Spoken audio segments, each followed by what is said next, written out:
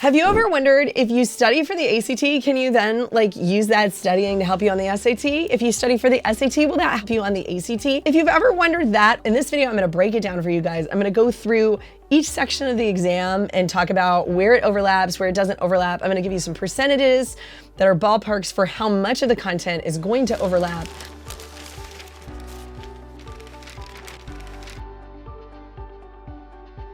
There's a blog that goes with this video, and on that blog, I'm gonna show you this awesome data chart that I've come up with, where I've mapped out sort of all of the question types that are on the digital SAT, paper SAT, and ACT. But know that all this is a little bit ballpark.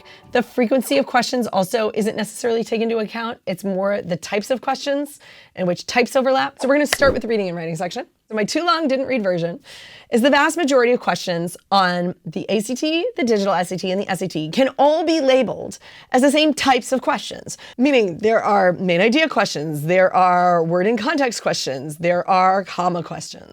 Comma use is gonna be really similar. So that's the first category that I use is similar. And you can see across questions, if I took a question off the ACT that was a comma question, right? One of the answers is gonna have a comma, another's gonna have a semicolon, another's gonna have a period, right? Or we're gonna have 3 different punctuation options in one word, right, as the 4 answer choices. SAT is gonna do something similar. So you can look at examples of those two tests and see that they're pretty darn similar. And that's what I would call similar, right? So all of the tests are kind of testing the same things in a lot of ways, but the way that they do that is gonna differ test by test at varying levels. For example, chart and graph questions. On the SAT, those chart and graph questions are gonna require you to maybe synthesize a little bit more, both with what's going on in the passage to make sure that you have everything correct. Whereas on the ACT, it might just want you to read that chart or graph question. And those chart and graph questions don't even show up on the reading section. They show up on the science section. So it's a skill that overlaps, but again, it's somewhat different how it plays out, right? Because the ACT relies on its science section for most of its data questions. There also are questions on the ACT called VQI, which might show up on your ACT exam, but typically only show up on school day exams. So they're rare, right? Again, there's some overlap, but it all plays out differently. And then we have somewhat different. Somewhat different questions are going to be more different than similar, but they still share some overlapping principles or ideas. For example, detail questions. There are detail questions on both the SAT and the ACT, but the approach to both of those is really different because again, the ACT is so literal. It's literally the reason people get them wrong is they can't find the answer.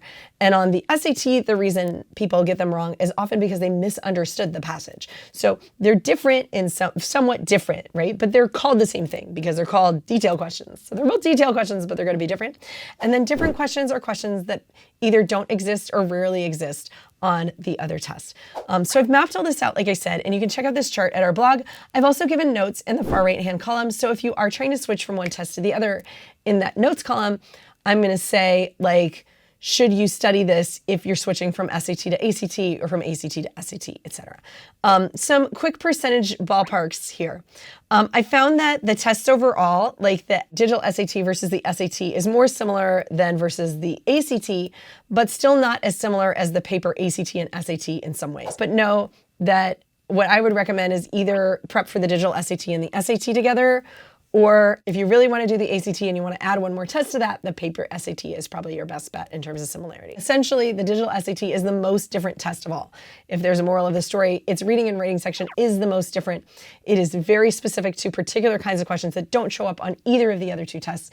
So just beware, if you're prepping for that test, I really recommend that you do some digital SAT prep because it's going to be unique. Cool, cool. So now let's talk about math. I'm going to nitty-gritty dive into the math and talk about which math sections are on the digital SAT and SAT versus the ACT. Now, the College Board has said basically with the digital SAT that the math is changing very little in terms of content.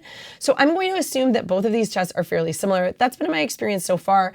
We only have 4 practice tests. We don't know if the College Board is going to slip in new kinds of question types, but I'm going to go on the assumption that what they say is truth and that content-wise, what is on the test is on the test. Now, that doesn't mean I necessarily know the frequency. I think the frequency is changing in terms of how often items are appearing. I don't necessarily get into the question of frequency here so much. I'm just looking at which areas are on the test or do you have to know or be responsible for, right? 21% of the items that I mapped out are only on the ACT. But only 6% of the items that I mapped out are only on the digital or paper SAT. So as you can see, the ACT has more content that is specific to it.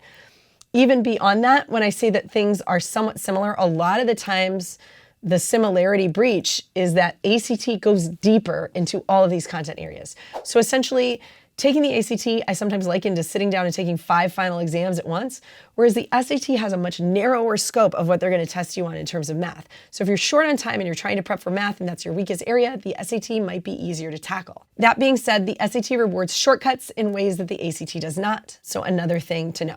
So the verdict is studying for the ACT is going to help you more on both the digital SAT and the SAT than the reverse. If you're studying for the SAT, you're going to have a lot of gaps to fill if you're going to switch over to the ACT. Ultimately, I found that similar on the test, I only found about 2%.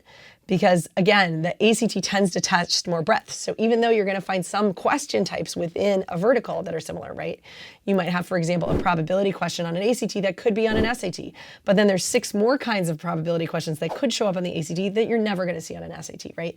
That's why I'm pitting them as different or labeling them as different.